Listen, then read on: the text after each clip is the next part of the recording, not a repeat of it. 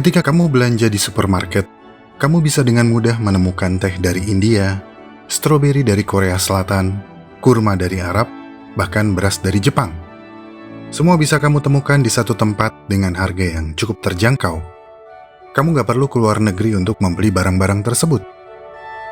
Barang-barang pabrik seperti celana dan kaos yang sedang kamu kenakan saat ini mungkin telah mampir ke beberapa negara sebelum tiba di badan kamu. Diproduksi massal di Cina, dimanufaktur di Amerika, kemudian didistribusikan ke beberapa negara. Pakaian yang sedang kamu kenakan mungkin lebih sering pergi ke luar negeri daripada kamu. Semua berkat globalisasi. Dan ini adalah sistem yang bagus untuk konsumen. Kita bisa mendapatkan produk dengan harga rendah, pilihan yang bervariasi, yang secara tidak langsung menaikkan standar hidup banyak orang. Untuk memahami bagaimana globalisasi bekerja, banyak ahli ekonomi yang masih merujuk pada salah satu upaya pertama umat manusia dalam sejarah perdagangan internasional, yang dulu berporos pada satu produk unggulan untuk orang beruang. Sutra. Dalam video kali ini, kita akan cari tahu lebih banyak tentang sutra.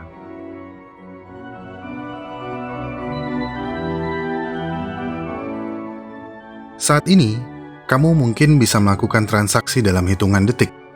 Dengan sekali klik, kamu yang di Depok dapat memesan barang elektronik buatan Beijing yang diangkut melintasi lautan dalam beberapa hari dengan menggunakan pesawat kargo atau kapal kontainer. Kecepatan dan volume pergerakan barang dan informasi di seluruh dunia saat ini pasti akan masuk ke dalam catatan sejarah. Tetapi sejarah pertukaran global itu sendiri sesungguhnya lebih tua dari yang kita kira, yaitu sekitar 2000 tahun yang lalu, yang melibatkan jalur transportasi darat sepanjang lebih dari 8.000 km, yang dikenal sebagai jalur sutra. Jalur sutra sebenarnya bukan jalur tunggal, melainkan sebuah jaringan yang mencakup beberapa rute perjalanan darat yang secara bertahap muncul selama berabad-abad. Menghubungkan manusia dengan manusia, peradaban dengan peradaban, dan semua ini terjadi karena satu jenis benang. Tapi sebelum kita lanjut, saya ingin berterima kasih kepada teman-teman yang telah memberi super thanks dan teman-teman yang telah support Alam Semnit lewat donasi di Saweria. Pampar QM menunggu Mia di waktu pertama, Aku Hilang Ingatan, Alisa, Alfian Oktavi Reza, Piki Lukito, Silent Traders, M Alvareza 06, Roja Ditama Family, Ilyas Bian Ingin Tahu, Pelayer Mobile Legend, Domi Sarah Family, Liora Etel, Apple Waxing BSD City, Apple Waxing, Dada Darus, Kinamu, EN Hendra CH, Jamu Kuat Melarat, Rubah Kuda Imut, Fans Berat Aryo Bayu, Pengen Wisuda, RK Sayang Manda, Muchas Gracias Afición, Esto es para vosotros, Kayu Mati, Remahan Wafer Keju, Ingat Salat, Jelajah Purbalingga, Warkop Raja Wali Jual Pai Susu, Studio Gigamax, Jura Janai Zurada, Cakpin, Bahas Keluarga Rumput Laut Dong, Restu Galih Prasetyo Sukasiwit, Arnold Schwardiningrat, Istri Sakang Taeyun, Baban Gaban, Chandra Salai dan Juragan Muntois, Tuan Besar Chandra Salai, Bos Besar Chandra Salai Awok Awok, Donald Trump, Putri Latiful J I Miss You, Agaton Isaac, Beli Baju di Buronanmu, Rizul Zulkifli Zulkirom, Wetri, Diansyah, Rido, Penceng, Rifai 25, Rika Irawati Icika, Ucup Panggea, Arin Teh Lampung, Mas Dana Putus Sibau, Mas Anton di Putus Sibau, Pak Suyitno di Putus Sibau, Batu Alam Abad 21 Tasikmalaya, Batu Alam Abad 21 Ciamis, Solitra, Aku Sayang Munita, Setian Anwar Love Husni Navia, Rosa di Family, Solenopsis Gemi Bata, Belajar Wite, Kosiangti Jogja, Putri Diah Love Rahmat Basuki, My Family, dari _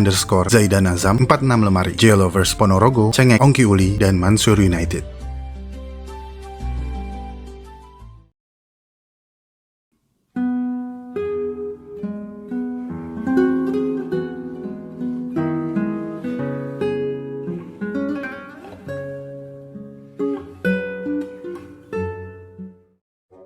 Sutra adalah serat protein alami, yang beberapa bentuk olahannya dapat ditenun menjadi tekstil. Serat ini biasanya diproduksi oleh larva serangga tertentu untuk membentuk kepompong. Sutra yang paling terkenal dipintal dari kepompong larva ngengat sutra atau ulat murbei, Bombyx mori, yang dipelihara di penangkaran. Budidaya ulat sutra ini dinamakan serikultur. Umumnya, hanya sutra dari ngengat sutra yang digunakan untuk pembuatan tekstil. Tapi, ada banyak organisme yang juga menghasilkan sutra yang berbeda pada tingkat molekuler. Sutra biasanya diproduksi oleh larva serangga yang mengalami metamorfosis sempurna. Tapi beberapa serangga seperti web spinner dan beberapa spesies jangkrik juga menghasilkan sutra sepanjang hidup mereka. Produksi sutra juga terjadi pada banyak himnoptera seperti lebah, tawon, dan semut. Tapi beberapa spesies serangga lain seperti mayfly, thrips, wereng, kumbang, lacewing juga memproduksi sutra. Sementara di luar serangga, ada laba-laba yang terkenal dengan jaring sutranya. Pada zaman Neolitik, sekitar milenium keempat sebelum Masehi, sutra hanya bisa diproduksi oleh bangsa Cina. Bangsa Cina mempertahankan monopoli produksi sutra selama lebih dari 1000 tahun. Aplikasi produk sutra tidak hanya terbatas pada pakaian. Sutra juga digunakan untuk sejumlah perangkat lain, termasuk perangkat menulis. Sutra adalah pakaian terbaik yang dikenakan pada acara-acara spesial, dan warna sutra yang dikenakan merupakan penanda kelas sosial selama dinasti Tang.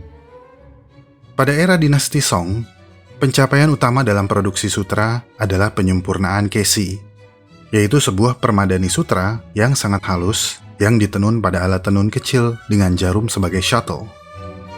Teknik ini ditemukan oleh bangsa Sogdia di Asia Tengah, disempurnakan oleh bangsa Uighur, kemudian diadaptasi oleh bangsa Cina pada abad ke-11. Istilah kesi diduga diserap dari bahasa Timur Tengah, seperti kaz dari bahasa Persia atau khaz dari bahasa Arab.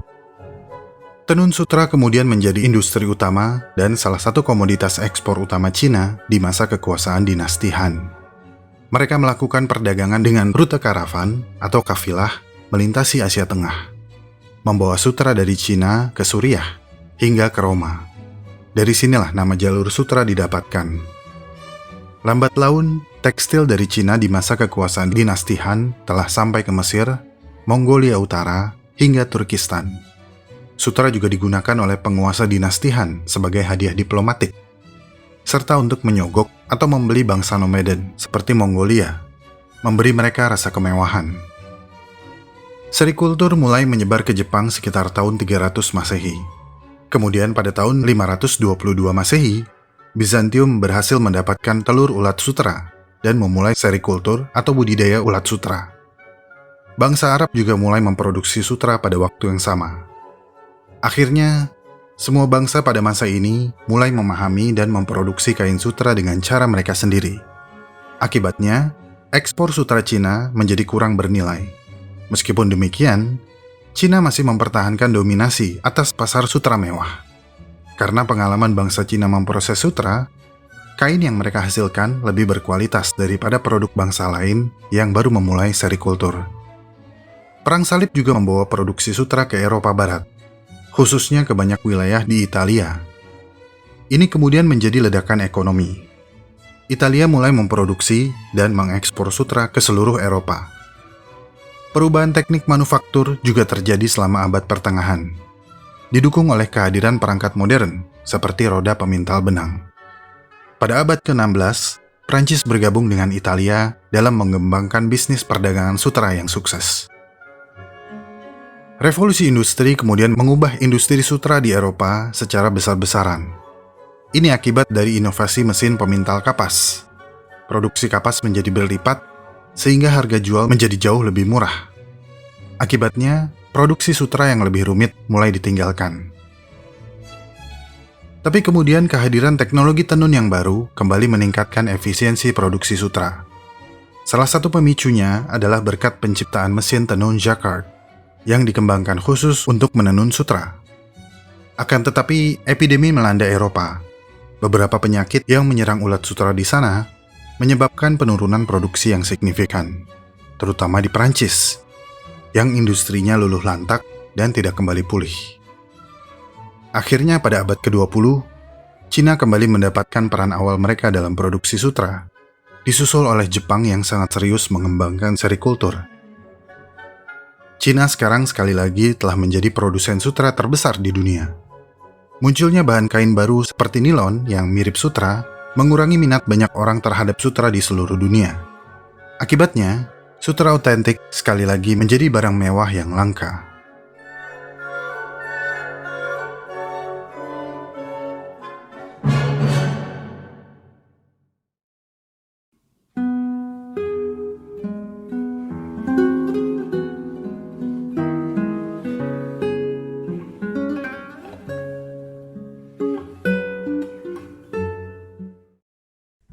Jalur sutra bukanlah awal dari aktivitas perdagangan. Manusia sudah memulai perdagangan jauh sebelum adanya jalur sutra. Tetapi jalur sutra membantu pertumbuhan dan keragaman aktivitas perdagangan secara eksponensial. Sebelum adanya jalur sutra, sebagian besar peradaban manusia masih terisolasi. Umumnya karena batas geografis yang membatasi pergerakan mereka dan ketakutan akan hal-hal yang mereka tidak ketahui.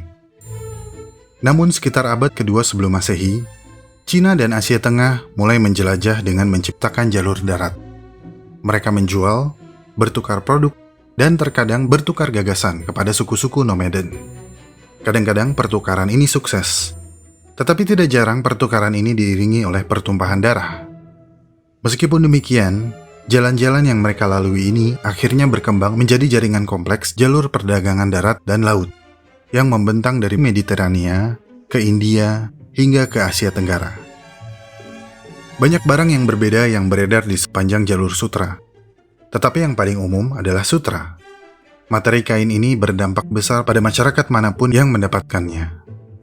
Tapi dulu, sutra benar-benar dimonopoli oleh bangsa Cina, karena hanya merekalah yang tahu cara membuatnya. Suatu ketika, bahan kain premium tersebut diperkenalkan kepada bangsa elit Romawi. Mereka sangat menyukainya. Sutra adalah bahan tekstil yang spesial. Sutra ringan saat dikenakan, tapi tetap hangat di musim dingin dan tidak gerah di musim panas. Permintaan akan sutra pun meroket. Ketika pasar sutra tumbuh, bertumbuh pula kelas pekerja di Cina yang pindah profesi ke produksi sutra. Produksi sutra dikebut sedemikian mungkin untuk memenuhi permintaan dari berbagai peradaban. Dan seperti globalisasi modern, jalur yang awalnya tercipta untuk menjajakan sutra, pada akhirnya juga menjadi tempat pertukaran ide, bahasa, agama, dan budaya. Jalur sutra ibarat Car Free Day. Jalan yang awalnya tidak memungkinkan dilalui pejalan kaki, tiba-tiba ditutup dan dibuka khusus untuk pejalan kaki. Tujuan kamu mungkin cuma jogging atau jalan kaki di pagi hari, tapi hukum dagang menyatakan keramaian sama dengan keuntungan. Alhasil, kamu bisa menemukan banyak jajanan di Car Free Day. Niat jogging kamu pun sedikit berantakan, karena harus mampir ke tukang jualan. Gunpowder atau bubuk mesiu menyebar dari Cina ke Timur Tengah, dan membentuk masa depan Kekaisaran Ottoman, Safawi, dan Mughal. Pertukaran ini mempengaruhi segalanya, lukisan, kerajinan, hingga bahasa dan kesenian. Para pedagang dari India menyusuri jalur sutra membawa agama Buddha ke Cina dan Jepang, di mana hingga saat ini tetap menjadi agama yang dominan di sana. Saudagar dari Arab membawa Islam hingga ke Asia Tenggara, membuka jalan masuk bagi pengaruh agama di Malaysia, Indonesia, dan negara-negara sekitarnya. Akan tetapi, kesuksesan jalur sutra justru menyebabkan kehancurannya sendiri. Pertukaran ide yang terjadi di jalur sutra menghadirkan teknologi maritim yang baru, seperti kompas magnetik.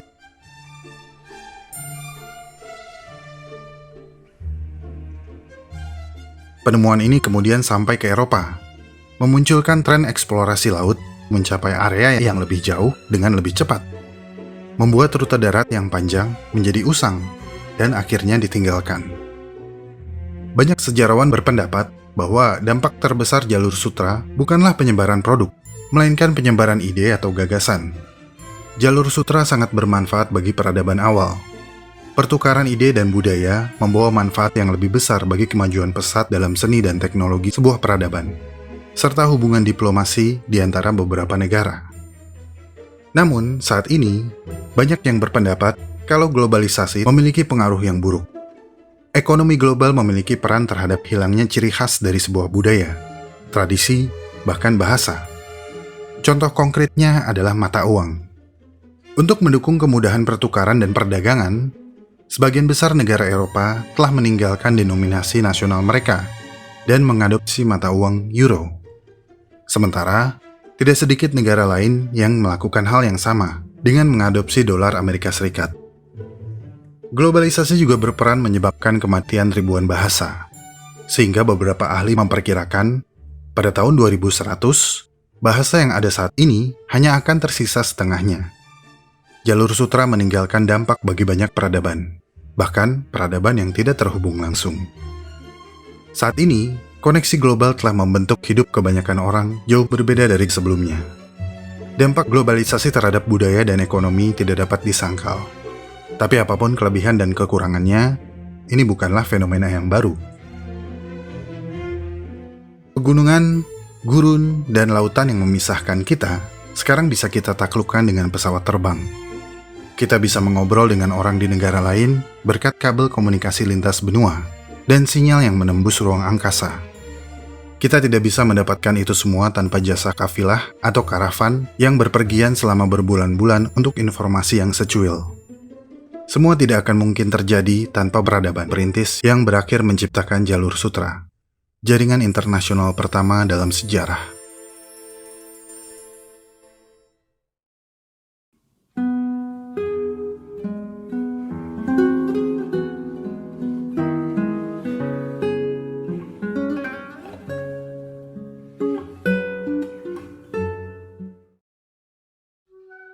Melihat ulat yang memakan daun segar adalah mimpi buruk bagi para petani.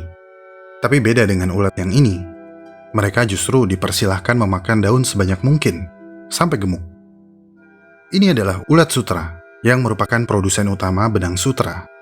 Benang yang kemudian menjadi kain sutra. Proses produksi sutra dikenal sebagai serikultur. Proses ini pertama kali ditemukan oleh Cina 5.000 tahun yang lalu. Menurut sejarah, Putri Leitsu atau Shi Lingxi menemukan proses ini secara tidak sengaja. Ketika Putri Leitsu sedang duduk membuat teh panas di bawah pohon murbei, satu kepompong ulat sutra jatuh ke dalam tehnya. Putri Leitsu kemudian menyadari ada serat yang dapat ditarik menjadi benang ketika ia mencoba mengangkat kepompong sutra tersebut dari dalam tehnya. Dari sana, dimulailah eksperimen mengekstrak filamen sutra yang akan dipintal menjadi benang, kemudian ditenun menjadi kain sutra yang sangat terkenal, yang pada masa itu menjadi produk unggulan bangsa Cina yang teknik pembuatannya sangat dirahasiakan. Rahasia produksi sutra adalah makhluk kecil yang dikenal sebagai ulat sutra. Ulat sutra yang paling umum adalah ulat dari spesies ngengat Bombyx mori. Ngengat yang telah didomestikasi ini telah kehilangan kemampuannya untuk terbang. Dalam lingkungan peternakan, seekor ngengat dapat bertelur sedikitnya 350 butir telur dalam kurun waktu 5 hari sebelum akhirnya mati.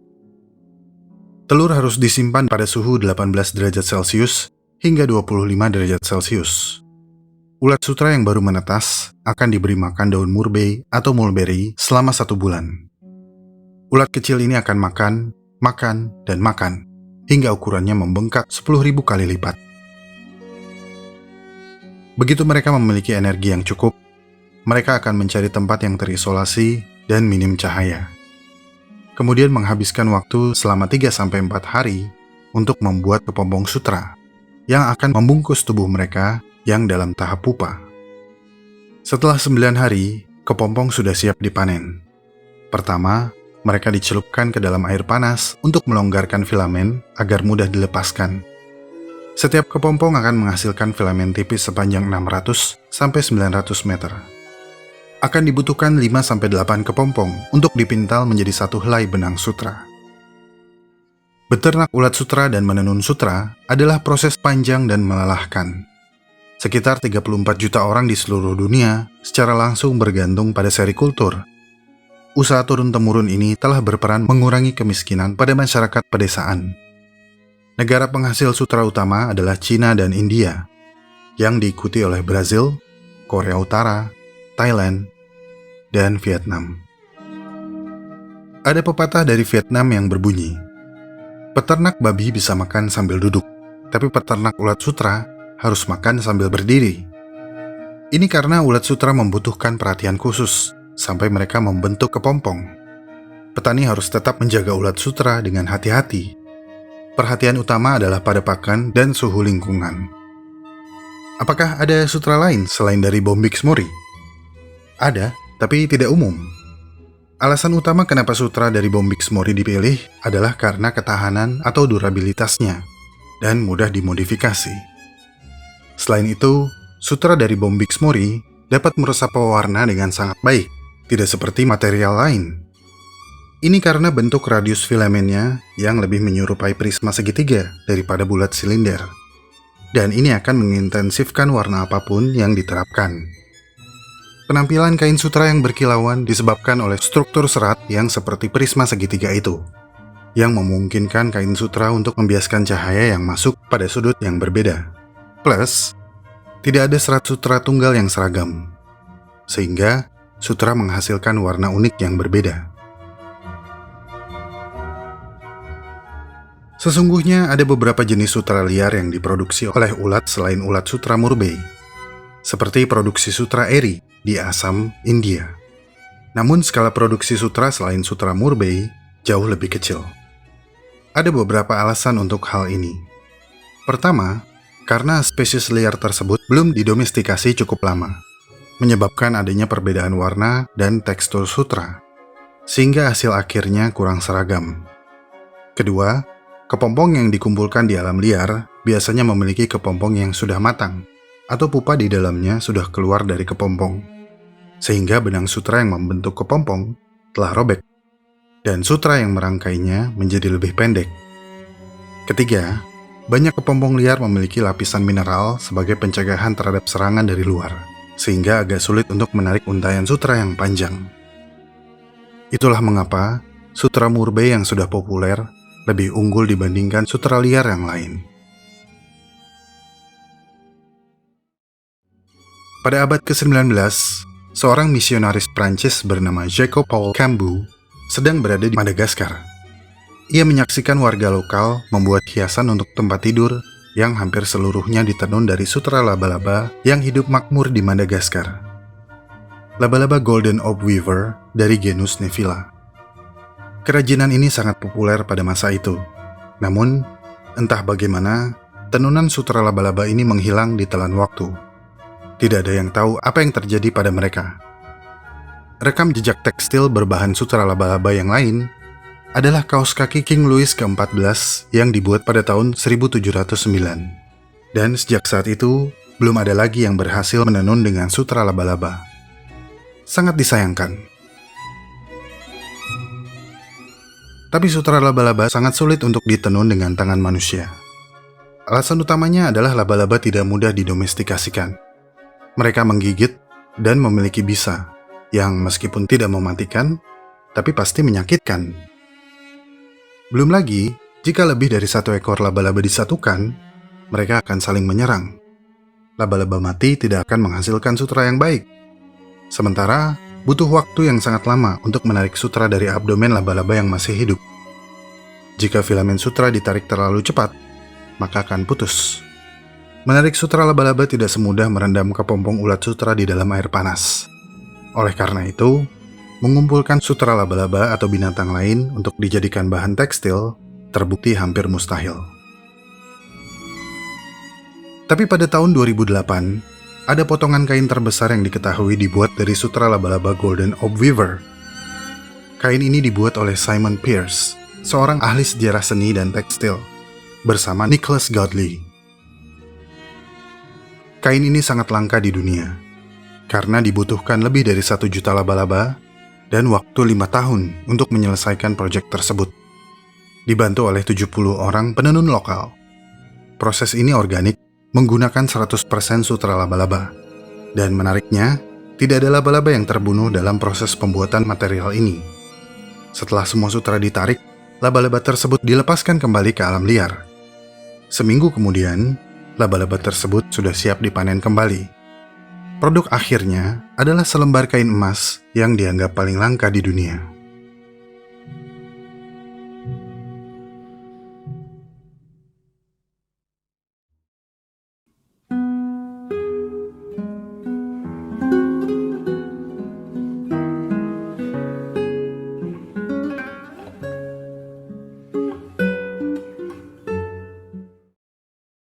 Seperti halnya kupu-kupu, Ngengak juga mengalami beberapa tahapan dalam hidupnya sampai menjadi dewasa. Berawal dari telur, menetas menjadi larva, kemudian berubah menjadi pupa yang terbungkus kepompong sutra, dan akhirnya menjadi bentuk dewasa berupa ngengak. Rangkaian peristiwa ini dikenal dengan istilah metamorfosis sempurna, yang biasanya terjadi dalam waktu sekitar 1 bulan.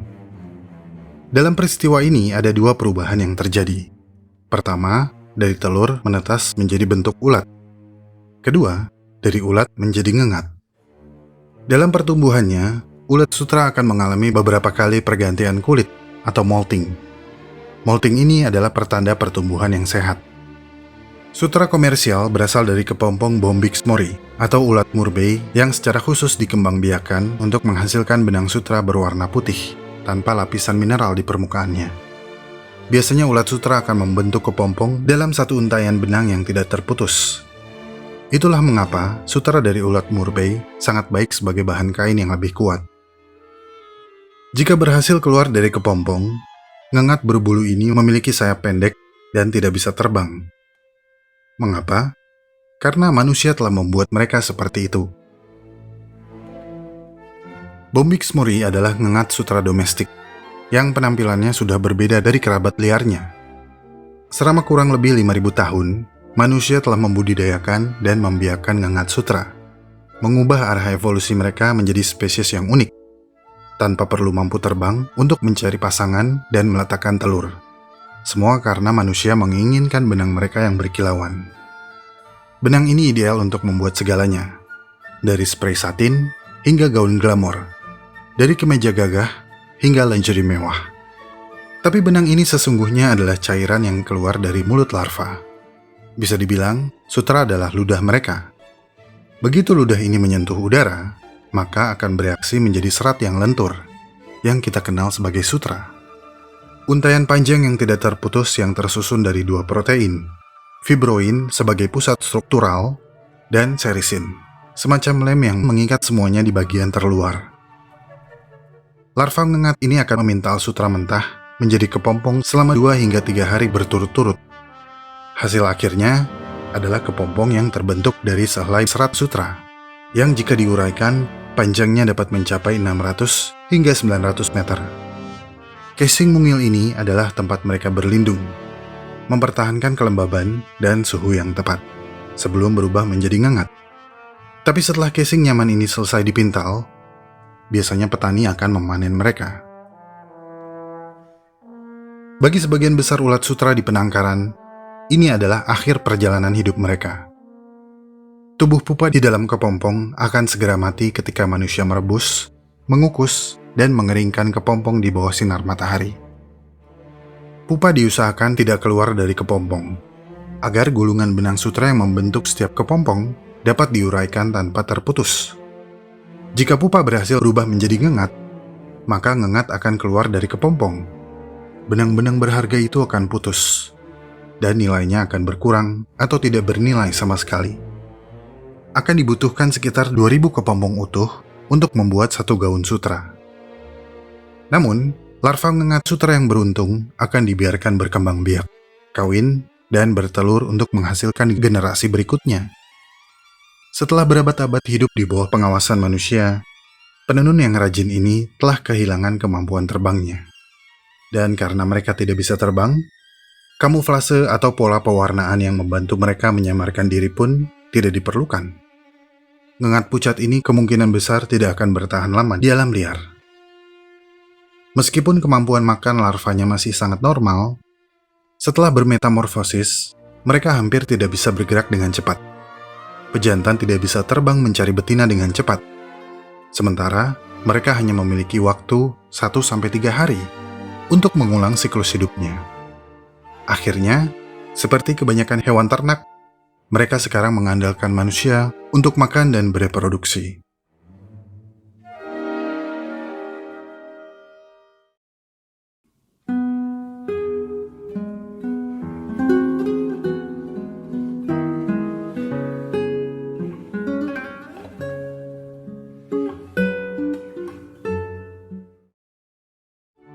Produksi ulat sutra adalah industri global yang bernilai miliaran dolar. Karena di masa modern, penggunaannya tidak terbatas untuk fashion dan kemewahan. Sutra sudah digunakan dalam pengobatan modern untuk menjahit luka, menstabilkan tulang, bahkan mengganti tendon di dalam tubuh manusia. Fibroin sutra yang berasal dari kepompong Bombyx mori adalah polimer protein yang banyak digunakan dan dipelajari untuk aplikasi biomaterial. Fibroin sutra memiliki sifat mekanik yang luar biasa ketika dibentuk menjadi bahan yang berbeda, menunjukkan biokompatibilitas yang tinggi. Fibroin sutra memiliki tingkat degradasi yang dapat dikontrol dan dapat dimodifikasi. Jadi, hubungan manusia dengan ulat sutra akan terus berlanjut. Setidaknya, sampai manusia menemukan cara untuk membuat sutra dengan kualitas yang menyaingi Bombix Mori. Dari sutra kita belajar tentang bagaimana mengatasi ketakutan. Ketakutan terhadap sesuatu yang tidak diketahui, seperti yang dialami manusia pada peradaban kuno, masih terjadi hingga sekarang. Ketakutan yang muncul ketika kita tidak memiliki informasi apapun tentang sesuatu yang sedang kita hadapi. Ketakutan tersebut bisa menjadi intoleransi. Jika kamu tidak tahu tentang suatu hal, jangan membenci. Menjadi takut adalah manusiawi, tapi setidaknya janganlah membenci. Jalur sutra telah membuktikan, mengatasi ketakutan bisa berbuah baik, bahkan memberi kemudahan hidup, asalkan disertai dengan kontrol dan prediksi terhadap kemungkinan yang akan terjadi.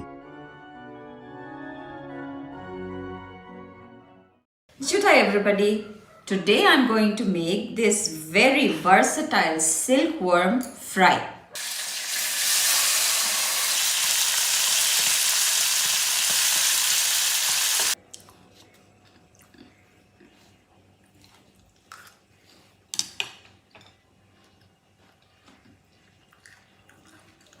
Crunchy on the outside, mushy on the inside. Terima kasih telah menonton sampai menit ini. Saya sangat-sangat menghargai segala support yang teman-teman berikan kepada Alam Semenit. Jika ingin tahu lebih banyak tentang subjek pembahasan dalam video ini, cek deskripsi video. Di sana teman-teman bisa menemukan segala jurnal, literatur, dan referensi saya dalam menyusun naskah. Kepada teman-teman yang baru subscribe, selamat bergabung. Semoga apa yang disajikan Alam Semenit bisa membawa manfaat bagi kita semua. Jika suka dengan pembahasan dari Alam Semenit, like video ini dan share, karena like dan share dari kamu akan membantu perkembangan channel ini. Ikuti perkembangan semua hal yang aneh, menjijikan, dan indah yang mengundang rasa ingin tahu kita semua. Sampai jumpa di video selanjutnya.